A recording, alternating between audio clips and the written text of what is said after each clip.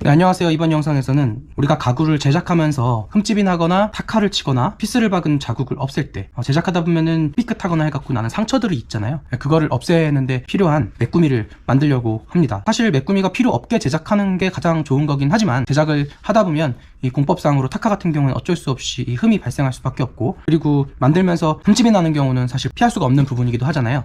그래서 그거를 최대한 감쪽같이 저희가 이렇게 메꿔서 그 제작을 진행하기도 하는데, 그때 이제 필요한 메꾸미를 오늘 만들어 보려고 합니다. 사실 메꾸미는 인터넷에서 검색해서 구매를 하실 수가 있어요. 메꾸미 이렇게 치셔도 되고, 또 우드 퍼티 뭐 이런 식으로 검색을 해가지고 구매를 하시면 되는데, 옛날에는 이 우드 퍼티가 성능도 참 좋고 가격도 저렴해가지고 그냥 쉽게 사서 쓰기가 좋았는데, 요새 검색을 해보면은 종류도 굉장히 다양해진 건 좀 좋은데, 나한테 맞는 퍼티를 사실 써보기 전에는 이거를 나한테 맞는 건지 아닌지 알 수가 없잖아요.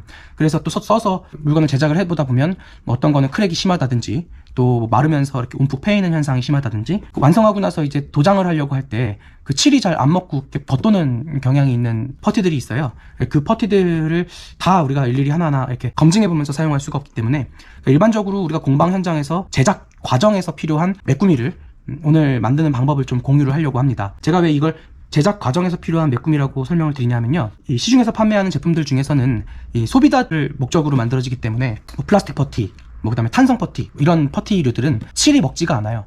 그러니까 이미 도장된 그 가구가 흠집 났을 때 혹은 마루가 찍혔을 때 보수를 하는 목적이다 보니까 일반 수성도료들이 마치 기름에 뜬 것처럼 이렇게 번들거리고 먹지 않는 경향을 보여주는 경우가 있거든요. 그래서 우리는 가구를 제작하는 사람들이 있고, 이 제작을 하다가 보면 메꾸고 나서 칠을 해야 되잖아요. 그때 이 칠이 자연스럽게 먹는 퍼티를 잘 선정을 해야 되고, 근데 가격이 비싸요. 요새 많이 올랐더라고요. 옛날에는 뭐 3, 4천 원이면 한 통 샀었던 것 같은데, 지금은 뭐 8천 원, 15,000원 이런 식으로 점점 올라간 겁니다. 원래는 사실 현장에서 계속 만들어서 썼던 거예요. 제가 뭐 동료들한테 좀 이렇게 문의를 해봤더니 본드를 개어갖고 그때그때 만들어서 쓰는 사람들도 있고, 그 다음에 뭐 에폭시를 이용해서 이 메꿈을 하는 경우도 있고요. 저 역시도 우드 슬랩 같은 경우에는 뭐 에폭시로 마감을 하기도 합니다. 급하게 만들어서 써야 될 때는 본드로 계속 만들기도 하지만, 현장에서 계속 이거를 만들어서 쓴다는 거는 생산성을 떨어뜨리는데 굉장히 큰 요소가 되겠죠. 원래 옛날에 선배들이 만들었던 방법을 직접 배운 건 아니에요. 그냥 어깨너머로 이렇다더라 저렇다더라 하는 자료들을 모아가지고 제가 직접 제작을 해보았더니 쓸만하고 항상 비치해놓고 얼른 꺼내 쓰기 좋더라, 이런 생각들이 들면서 저는 계속해서 이렇게 만들어서 쓰고 있습니다. 여러분들한테도 소개를 드리는 거고요. 여러 가지 더 좋은 레시피들이 있을 수 있겠지만, 그런 부분들은 이제 제작을 하면서 하나하나 추가적으로 좀 설명을 드리도록 할게요. 자, 먼저 재료가 필요한데요.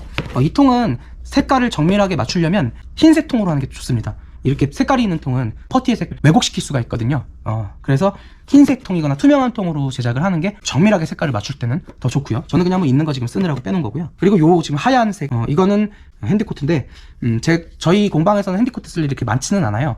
그런데 뭐 전시용 좌대라든지, 그리고 직접 저희 현장을 인테리어 해야 될 필요성이 있을 때 가끔 핸디코트를 쓰는데, 그때 이제 이 핸디코트를 조금 남겨놨던 거를 오늘 이제 사용하게 됐습니다. 뭐 핸디코트 조그만 통 하나 사도 얼마 안 해요. 그러니까 필요하시면 직접 사셔갖고, 페인트 가게 같은 데 파니까 사셔서 쓰시면 되고요. 아크릴릭 필러 뭐 이런 식으로 해갖고 아크릴 계열의 퍼티는 안 맞습니다. 이 석회를 주 재료로 만들어진 퍼티가 지금 저희가 이용하려고 하는 목적과 가장 부합하거든요. 그러니까 그런 용도로 사용하시면 좋을 것 같아요. 자, 그리고 이게 목분인데요. 자, 이거는 저 같은 경우는 벨트 샌더에서 뺍니다. 왜냐하면 벨트 샌더가 큰 입자들도 있고 작은 입자들도 있는데, 물론 집진을 하지만 집진으로 빠져나가지 못하고 주변에 쌓이는 이 목분들이 있거든요. 이 목분들을 모아놨다가 한번 이물질이 있을 수 있으니까 채로 쳐가지고 이렇게 준비를 해줍니다. 굉장히 곱고요. 이렇게 고와야만 나중에 퍼티로 사용했을 때 이 목재 사이사이로 이렇게 구멍으로 쏙쏙 들어가기 때문에 얘는 고운 걸로 해주세요. 만약에 벨트 샌더가 없으신 분들은 이 테이블소나 대패류의 기계들에서는 너무 거친 입자들이 나오거든요.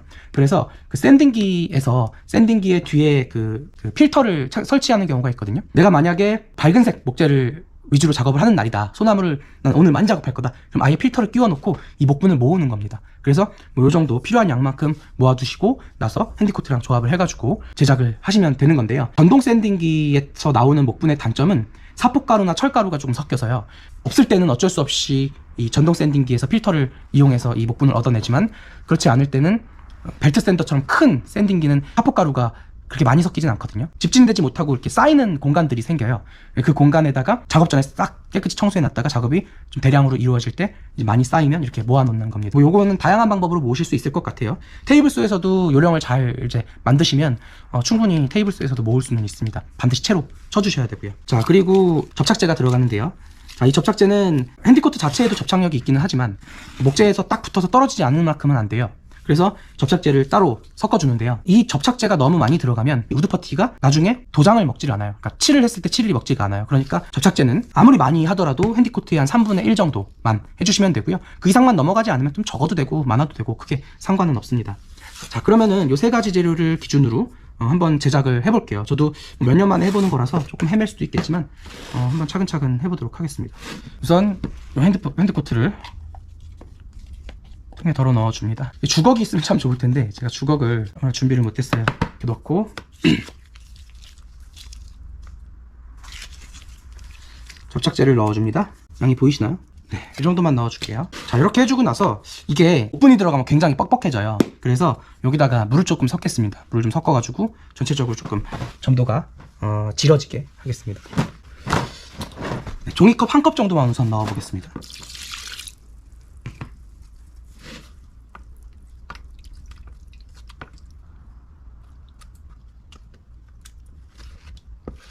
네, 완전히 풀어지게 안 해도 됩니다. 이제 계속해서 비벼줄 거기 때문에 이 정도로 이제 섞었어요. 이 정도 그 점도에서 이제 목분을 좀 넣어 보겠습니다. 제가 아까 핸디코트가 석회 재질이라고 그랬잖아요. 공예사 같은 데를 사이트를 가면 그 토분이라는 걸 팔아요. 토분을 섞어서 조금 더 조색을 가미를 하셔도 괜찮습니다. 여기에 있는 이 목분은 예를 들어서 지금 저는 밝은 색깔, 그러니까 소나무류 계열의 목재를 사용하기 위한 퍼티를 만드는 거지만 월넛이나 이 짙은 계열 목재를 사용해야 될 경우도 있잖아요. 그때는 이 목분 색깔을 바꿔주면 되는 겁니다. 월넛이나 뭐 블랙우드나 뭐 이런 작업을 할 때 모아놨던 목재들을 사용해도 되고요.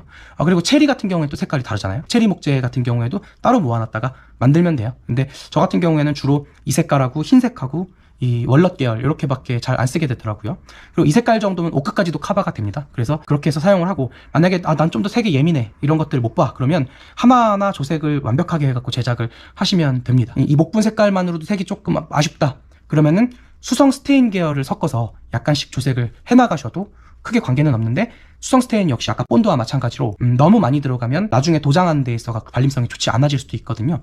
그래서 그런 부분들만 주의하시면서 제작하시면 됩니다. 자, 목분 한번 넣어볼게요. 쑥 들어갔네요. 네, 조금 많은 것 같긴 한데 한번 비벼보겠습니다.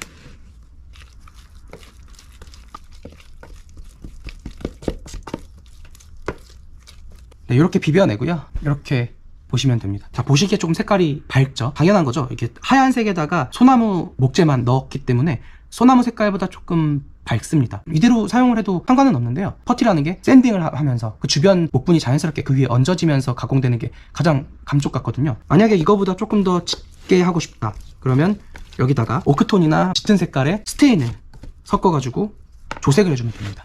한번 보여드릴게요.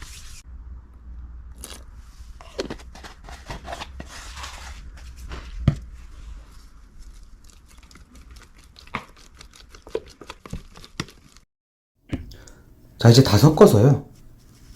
탁갓 자국이 있는 데다가 한번 발라봤습니다. 손으로 펴발라 주시고요. 손이 조금 지저분한 건 양해를 좀 부탁드립니다. 자, 물티슈로 가볍게 한번 닦아주고, 그리고 사포로 문질러서 주변에 이제 뭐 거친 것들 없애주면서 그 가루가 이 틈으로 같이 들어가면 좋습니다. 자, 반대쪽도 한번 같이 해주는데요. 똑같은 방식으로 사포로 마무리해줍니다.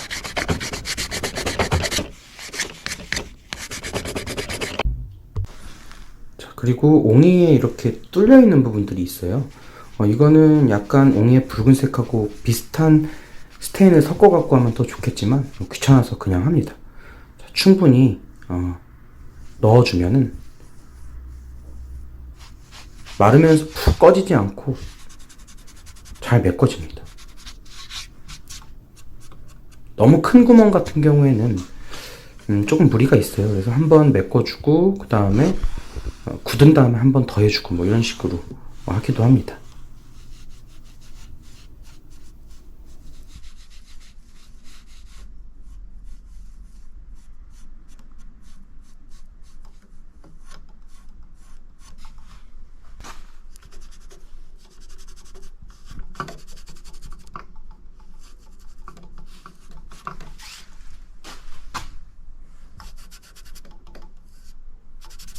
자, 이제 이렇게 밀폐용기에다가 담아갖고 보관하시면 되는데요. 원래 저는 이거를 옮겨 담을 생각이었어요. 작은 거에다가. 그런데 아까 이 재질을 좀 보셨다시피 아직은 조금 덜 익은 상태예요.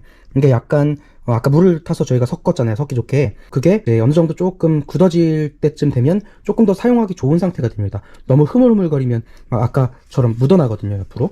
약간 굳어지게 놔두시고 그러고 나서 쓰시면 되고요.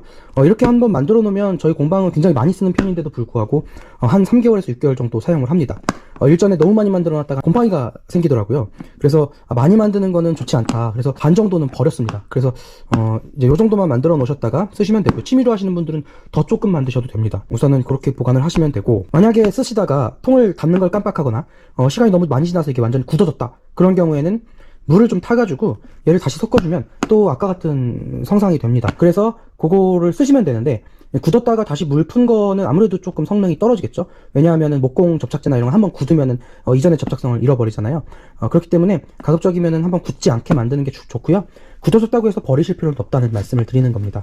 메꾸미를 한번 하고 그 위에 이제 도장이나 도료들이 올라가면서 여기에 접착성을 한 번씩 또 좀 적셔주기 때문에 그런 부분들을 생각해서 그렇게 막 스트레스 받지 않으셨으면 좋겠습니다. 자, 이상입니다. 자, 아까 메꿨던 부분을 다음날 한번 촬영을 해봤어요. 완전히 마른 후에는 이렇게 감쪽 같아집니다.